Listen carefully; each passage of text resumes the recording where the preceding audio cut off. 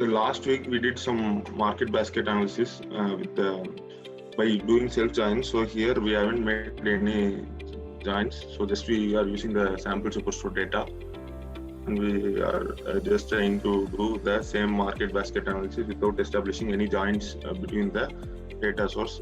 Quickly, just to have a quick recap. So last week what we have done is we have just did the self join on the orders table on order IDs and subcategory to get the market basket analysis in this way. So this week we will just try to do the same market basket analysis without establishing the joins, and we will discuss the pros and cons in each approach at the end of the session. So quickly let me open a new sheet. So just to be clear, Jairam, so when you say market basket analysis, right? So what is the analysis that you're trying to achieve? So market basket analysis is similar to the frequently bought together. So when someone buys binders, what is the product along with the binders they have bought? So okay, that we will be able to analyze this approach. Okay, got it. Okay, yeah, just to be clear. Okay, great. Yeah. So quickly let me connect to the sample superstores data. So here the approach is like the user will be able to select the subcategory which you would like to analyze. So once if they click on art, what it says is like along with art, the materials from paper subcategory, 150 orders are placed. Similarly, if you click on chairs and phones, 89 order IDs says that chairs and phones are bought together. So this is what it says in this approach. So earlier approach we will have all in one page. There is no need for any selection. If you would like to combine and see binders and chairs, how many, like everything in one page, but it's kind of looking cluttered and over informative, which sometimes leads to difficulties in analyzing. So here we have enabled an option where user will be able to select only the particular subcategory and look at the materials which is bought along with the other subcategories. This is what it says in this approach. So first to select the subcategory, what we will do, we will create a parameter with the subcategory dimension. So create parameter. So now we got the subcategory parameter. We will just show the parameter and we will single value list. So now we have all the subcategory showing in the parameter. Now we will write a couple of calculated fields using this subcategory parameter. So create calculated field.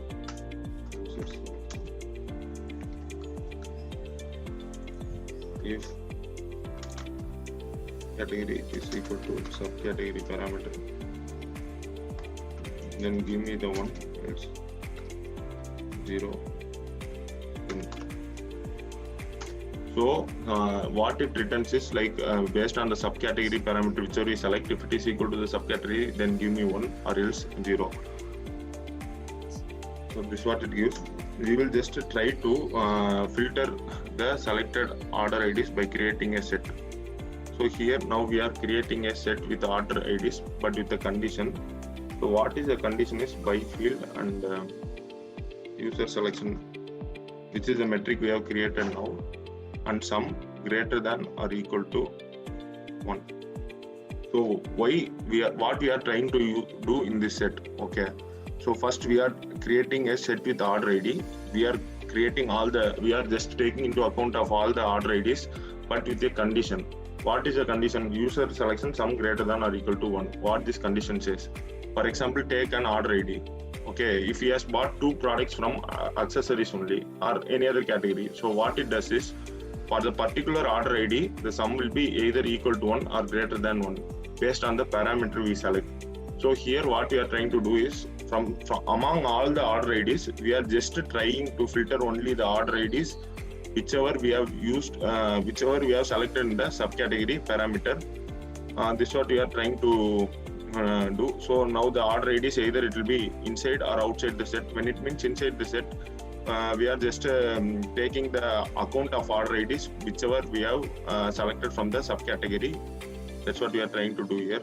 So with this set, we will be able to distinguish between the order IDs whichever we have selected from the subcategory and the rest of the order IDs. So it will be like either in or out. The in will be the order IDs only based on the selection of the subcategory. That's what this set will give us as output.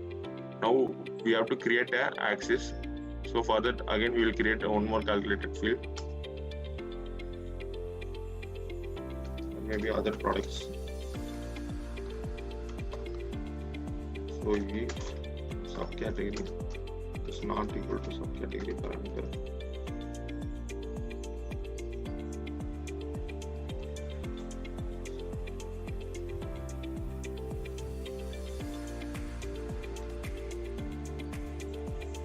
so here we are more interested in the products whichever is purchased along with the product whichever we have selected. So to get the product whichever we have which is bought together with the one whichever we are selected, so we are writing a condition to say like if subcategory is not equal to the parameter whichever I have selected, then give me the subcategory, else the selected product. Maybe we'll be able to know about this field once we pull into rows or columns. So let me pull the other products. So currently, let me select the appliances. So what happens is the appliances will show as selected product. We are not interested in the appliances whichever is bought alone, but we are interested in the other subcategory of products whichever is bought along with the appliances. Hey Jairam, quickly, Yeah. Is it possible for you to show the end result to everyone? Yeah. The one that you're trying to already create, if it is already readily available, or this is what you're trying to create, is it? Yeah. Acha, so just demo this once, so that people will understand what exactly you are trying to achieve, where what fits, they'll be able to get it much better. Okay, just demo it a little bit. Okay. So currently, like we have a separate parameter showing the subcategory of products, and here we have an other products whichever is bought together with the selected product. So here I have selected art, which means art and machines together is 12.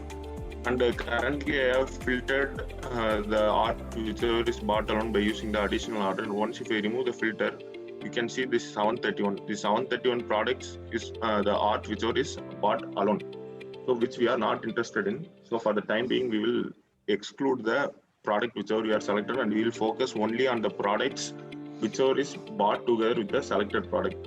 So now if I click on copiers, so along with copiers, like papers is bought together, and like 20 orders I've been like along with copiers and papers. But if I remove this filter, here you can see 68 orders are only based on copiers. So there also I'm just trying to filter the products whichever is bought separately out. So for that only we have like the axis additional order items, a calculated field from based on the parameter.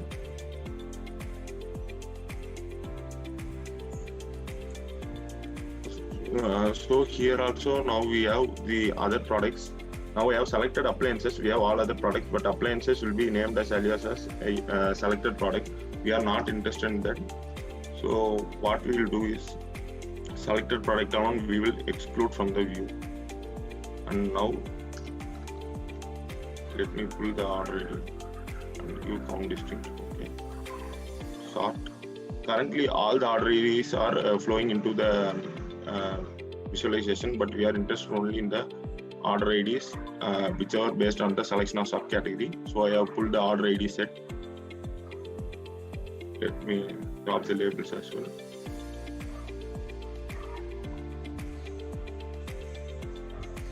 Quickly, let me formatting.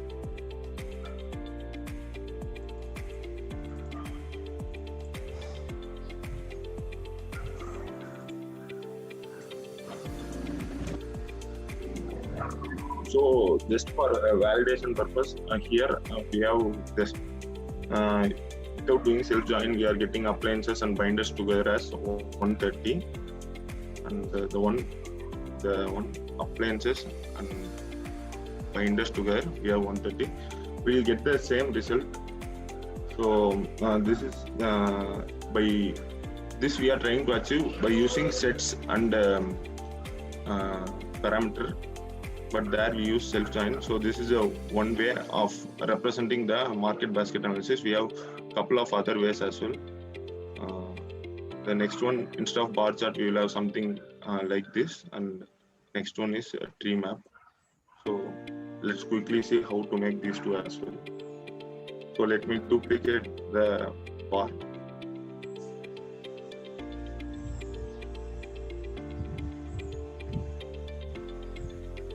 But we are not interested in color the other products, and we will just show the order ID number.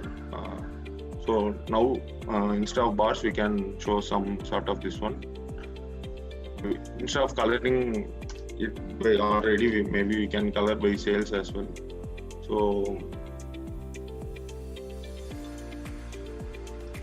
So phones along with appliances make the best combination of sales amount $34,869. So even if you would like to color by profit or so, we can just do all those sort of things. And next area, tree map. So similarly, we can just currently it's colored by sales. We will pull the sales into labels as well. So Jairam, the sales is a combined sales, no? Yeah.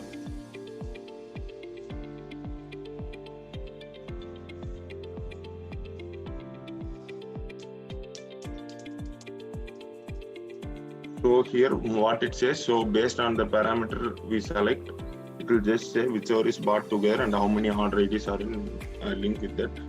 Now let's quickly discuss the pros and cons. So here what is the process, we will be able to analyze all in a single view, but the cons is like when we do joins, there is chances for some errors, and also when it comes to high volume data, then there is a chance it will take time to load and there will be a lot of limitations. That's what I feel with this. And the next approach here, the process, we no need to do joins, so it's kind of bit from performance point of view, it will be a bit faster compared to the earlier approach. But here we won't be able to analyze all at a time. We have to just go with a single one by one approach, which I am not sure whether the user might be interested in or not. So this is what I had for today. Maybe if anyone have any doubts. Just to add to the pros and cons points, right? So we looked at two methods to represent this information. So one is like a bar chart, and the next one is the bubble chart, right?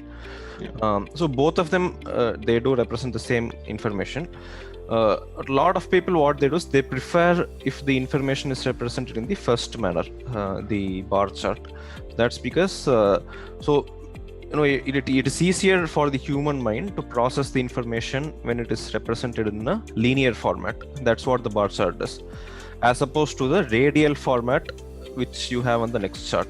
So when you're looking at a list one by one, and when you're making comparisons between categories like papers, furnishings, phones, etc., if the information is presented in a linear format, it's easier for us to do the comparison. In the radial format, it's a little bit difficult. So typically people prefer the first form. That's true. Yeah, perfect. Yeah, that's good.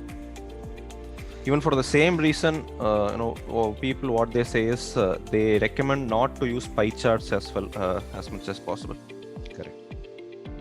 So pie charts also, I think, see, if you have like about 3 segments, it is okay. But beyond that, it will start becoming much more difficult for you to read and interpret. Okay. Yes. So while typically, I think many customers, the moment they come to us, they think pie chart is the most exotic of the charts. They actually want pie charts because I think that's the sort of I wouldn't call it naive, but basically initially that's what people think they need. Okay, but they don't necessarily understand how it affects the pace of interpretation. Okay, so yeah. So I think, as you can see, I think it's sort of clear for all of us to see as well that on the right hand side, you can see, you can easily get an understanding of hey, where does a specific item fit? Okay, for example, if you see tables, right, it's only 30, right, as opposed to paper, which is up on top at 109. Okay, makes sense too, right? But if you look at the bubble chart, let's look at that bubble chart. So look at this, so it's like you have to almost go to each and every one, look at it, and try to. So for example, if you have fasteners, right, which is bottom right hand side above furnishings, right, it is difficult to say instantly where it relates to when it comes to supplies, which is right on the top. Okay, now you have to read the number 2124, and now okay, maybe fasteners is below supplies. Okay, so that is how the interpretation goes. I think the closer they are, the more difficult it is. So otherwise you could just have a table, why do you even have a bubble chart, right? See, this is a classic case of where it takes a lot of ink and paper space, right? But it doesn't add value. Add value in the sense that doesn't add value to interpretation. That is what we are really looking at. Yeah, okay, nice point, Sai. Okay, good job, Jairam. Thank you, Jairam. Okay, Jairam, one single day or 1 week or 1 year? How is this? I think it's 2 years. 2 years, okay. Can we actually drill down even more? Like, why is this happening once we bought this? In that way, can we? Actually, it's a 4-year data. Sorry. 2017 to 2020. But we have options in Tableau just to put filter and take only particular specific time period and just analyze, answering to your question. I think this particular data is only sales data, Surya. Okay, it doesn't necessarily tell you why it is happening. It tells you what is happening. That's a very important aspect of analysis too, right? So for example, here he's only trying to analyze, okay, so along with this particular object, what are the other objects and how many are they bought? You're trying to drill into the mindset of the people and sales trends. This is what we are trying to achieve here. Okay, so why? So typically it sort of so there is an interpretation that you could see tables and paper, right? Paper is bought much higher and table a little less, right? Because why does that happen? It's a very normal thing that we don't buy tables every day, but we do buy paper almost like frequently, once in 3 months. Okay, something like that, so it reflects that part. I think that is something we'll be able to get to know. See, in this particular case, we can relate to it very easily, right? But if it is, for example, of let's say machine parts, okay, wherein from our standpoint, each of the machine parts looks same, like some of the SKUs that Jairam has analyzed recently, right? So they look same. So Jairam and Jagadish and Sai have worked on this. So when they look the same, so we can actually look at the SKUs first and understand what they are, and then based on what it is, we can relate back to the buyer behavior. Yes. Got it. So that's what we get doing here. From this kind of a surmise which Chaitanya was just talking about. Okay, so there is this example that people often quote. In fact, I'm so tired of hearing that example, and I'm sure most of you might have heard it as well in the context of this market basket analysis. They give this example of beer and diapers. Okay, so what they observed in a particular store was so they kept the beer and the diapers close by in two adjacent shelves or something. Okay, and the reason for doing this is so it was always the men who came to the store to purchase the diapers, and men don't leave the store without purchasing beer. Okay, so in order to encourage men to purchase beer every time they come to the store to purchase diapers, they kept both of them together. Okay. Yeah. They took this decision because they found that in most of the transactions, beer and diaper were coming together, and then they made a guesswork saying, okay, this is probably why it is happening, and that hypothesis turned out to be right. So usually the why happens as a result of an experience, and I've also observed this in the past, where we get some kind of an insight, or we point something out from our data or from our visualization. Okay, we simply wouldn't understand why it's happening. But when you actually showed that information to the people who are out there in the field, they will immediately recognize, okay, this is why it's happening. Okay, so that the answer to the question of why, most often than not, it comes purely from experience. Yes, true.